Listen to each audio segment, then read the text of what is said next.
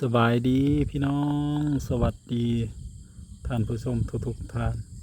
พอกับเคยลาคือเก่าพ่อแม่พี่น้องพอกันในวันที่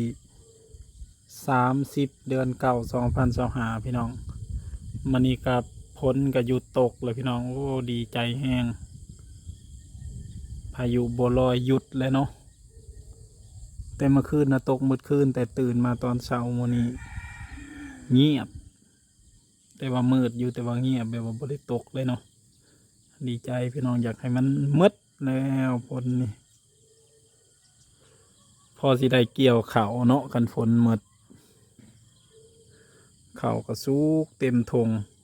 บ่แม่นทั้งหน้านี่เลยพี่น้องอันนี้ย่างอันนี้เขาวเจ้านี่กำลังเริ่มออกแต่ว่าพูนทางผ่านจากเขาวเจ้าไปพูสุกเต็มทงเลยแต่ข้าแต่ฝนแต่มื้อนี้คือเพิ่นว่าพายุบัวลอยสิเข้าวันที่30เนาะมื้อนี้ก็วันที่30สงสัยเข้าแต่กลางคืนให้หมดซะเนาะสิได้เกี่ยวเขาเลยเขาสุกเต็มทงเลยคันฝนหมดกับไข่พี่น้องเอ้ยยังเหลือเท่านี้แหละที่ยังบ่สุกนั่นเลยข้าวเจ้านี่แหละเนาะข้าวเหนียวน่ะสุกไปอุหลายยังกับบ่หลายที่บ่สุกกับแบบว่าพอดีนะเกี่ยวซุมนั้นแล้วก็สุกพอดีเลยข้ามันแดดนะยามเต็ดมีพายุลูกไหม้เข้ามาอีกนะโอ้ยเขามีแต่สีนอนเต็มแล้วบาดนี้ขนาดนี้ยังเริ่มนอนลงหลายให้เลย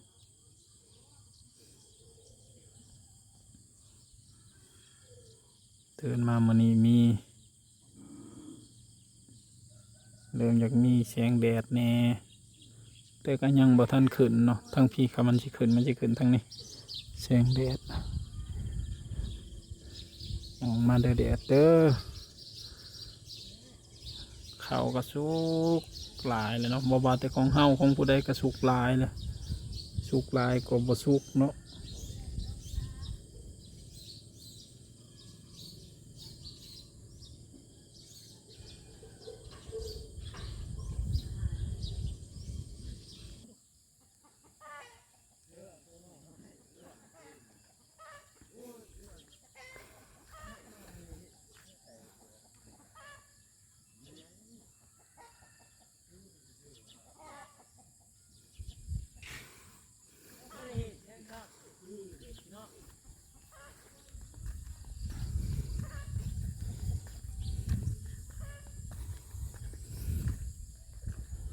ขอให้อยู่ตกกะลีเด้อพดเด้อ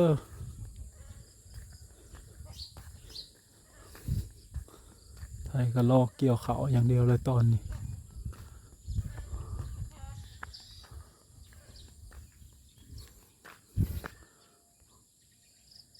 มะขามไผมากระท่วงว่ามันดกเพราะว่ามันอยู่ในทางอีกเนาะมีแต่หมากใหญ่ๆเลยมีแต่หมากใหญ่ๆโค้งๆดกๆเลยอยู่ในทางมีห้างนกพูอยู่เทิงพูพี่น้องห้างนก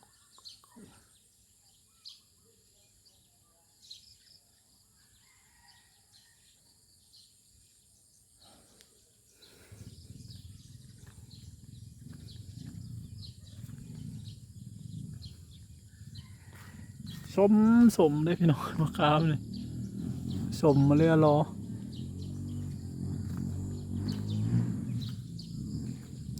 เหมาะกับการใส่ต้มใส่แกงกินสมสมเป็นสมตำๆเลยดกๆเลย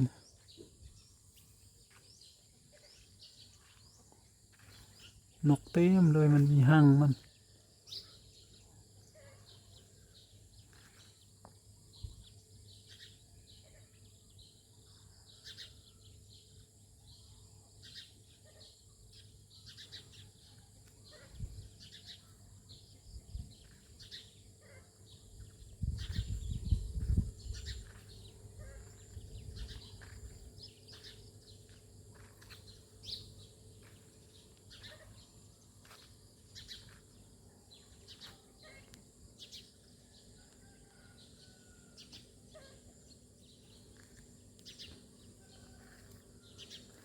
ลมก็เริ่ม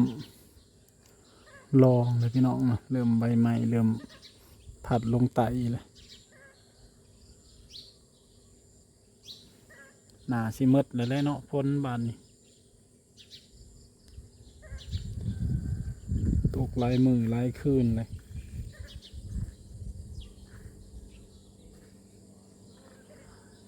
เริ่มแจ้งมาเลย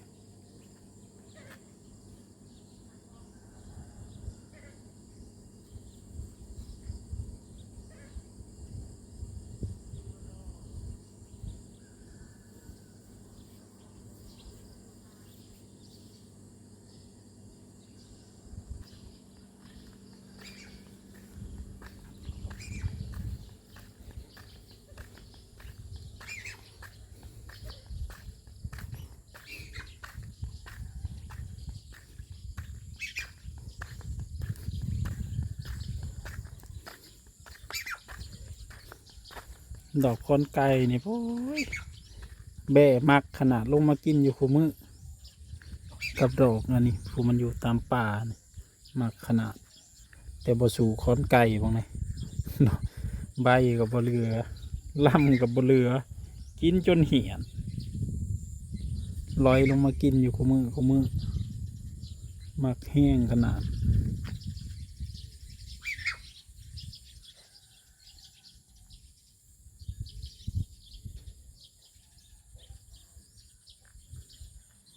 แถวทางก็ยังมีน้ำอยู่อลอกอเล็กเนาะ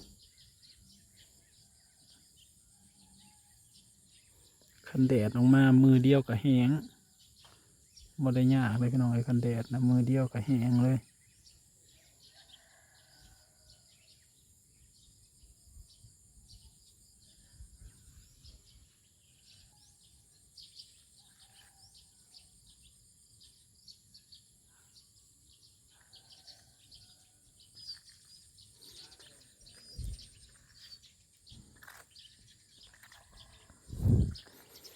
มือนี้นักเรียนมาอยู่บ่เนาะเด็กๆโรงเรียนบ้านนำมงเมืองไซภูทองมีแต่อนุบาล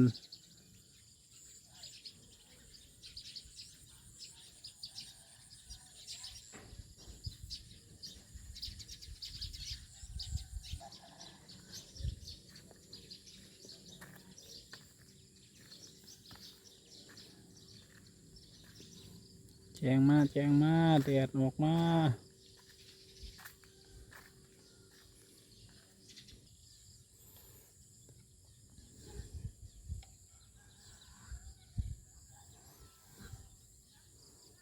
อยากให้แจ้งอยากให้แดดเนาะอยากให้แดดแห้งๆเลยผลนี่อยากให้พ่อเลยคอมเมนสั่งได้นี่อยากให้พ่ออะไรพี่น้องเลยบว่าทางใดเนาะบว่าแต่ทางเฮ้าทางใดกับสงสัยสิพ่อแล้วแหละผลนี่มันนำเต็มเลยทางใดก็ได้นำถ่วมก็มีหลายหมองหลายบอนก็นำถ่วมเนาะทางเหนือประเทศลาวเฮาเห็นในเพจในไลน์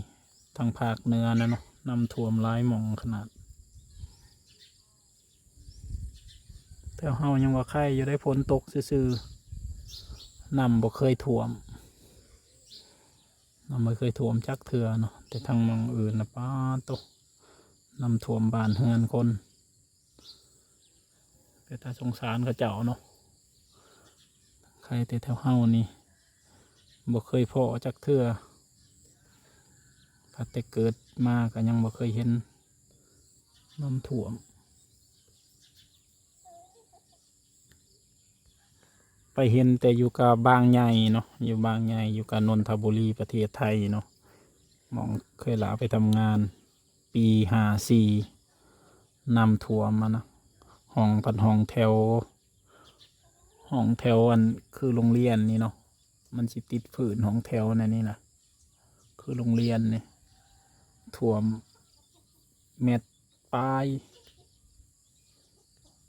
เขาไปในห้องนะเม็ดปลายอยู่บ่ได้พากันอพยพขึ้นมาบ้านเมื่อ บ่ได้เฮ็ดงานเนาะเฮ็ดงานบ่ได้ปี54น้ำท่วมบางใหญ่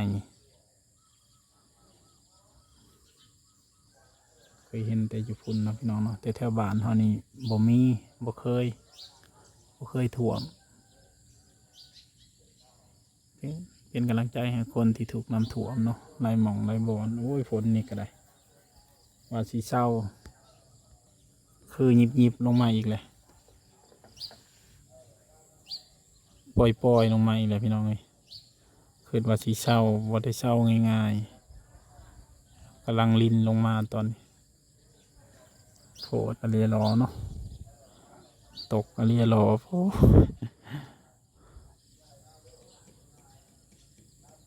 ปีนี้เป็นว่าอยากว่าดีอะเรียรอตกตลอดเลยฝนคลิปนี้ก็ลาก่อนเด้อพ่อแม่พี่น้องขอบคุณทุกคนที่ติดตามรับชมฝากกดไลค์กดแชร์กดติดตามเป็นกำลังใจให้เคยลาเด้อพี่น้องเด้อพอกันใหม่คลิปหน้าสบายดี